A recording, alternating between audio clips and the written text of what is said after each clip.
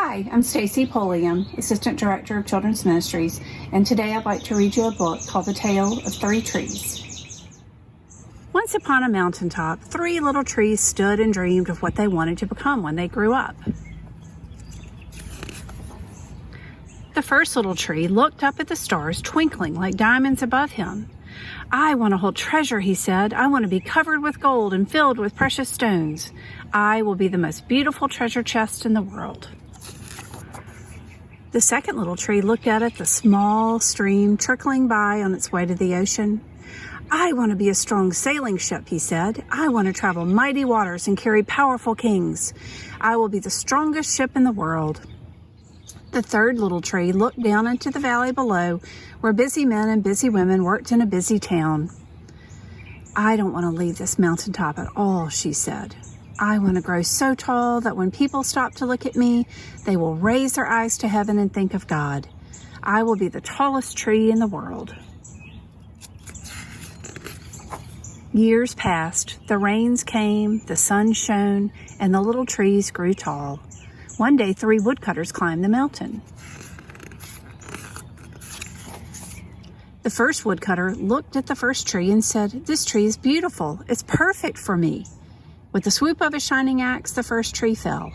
"Now I shall be made into a beautiful chest," thought the first tree. "I shall hold wonderful treasure."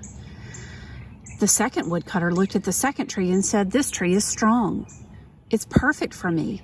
With the swoop of his shining axe, the second tree fell.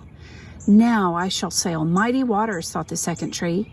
"I shall be a strong ship fit for kings." The third tree felt her heart sink when the last woodcutter looked her way. She stood straight and tall and pointed bravely to heaven. But the woodcutter never even looked up. "Any kind of tree will do for me," he muttered. With the swoop of his shining axe, the third tree fell.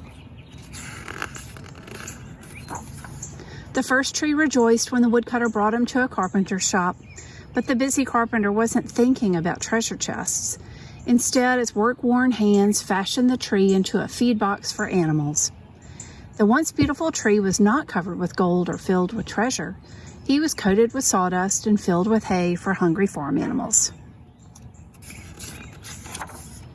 The second tree smiled when the woodcutter took him to a shipyard, but no mighty sailing ships were being made that day. Instead, the once strong tree was hammered and sawed into a simple fishing boat. Too small and too weak to sail an ocean or even a river, he was taken to a little lake. Every day he brought in loads of dead, smelly fish. The third tree was confused when the woodcutter cut her into strong beams and left her in the lumber yard.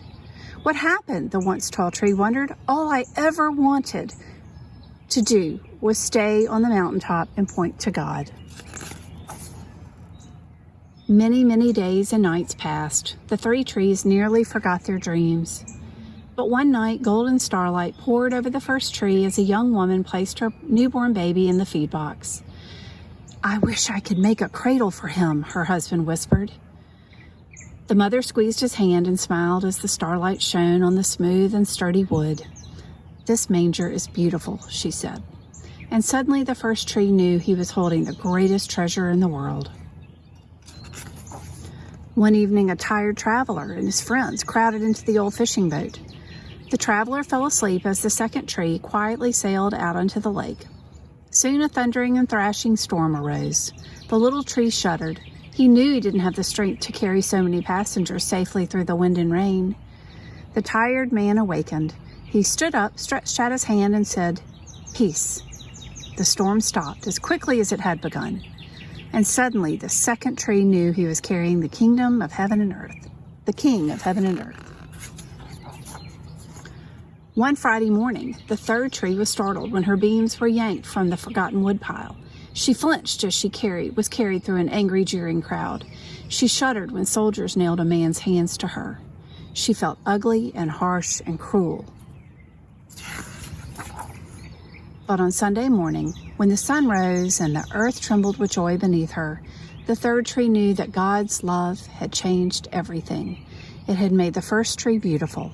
It had made the second tree strong. And every time people thought of the third tree, they would think of God. That was better than being the tallest tree in the world.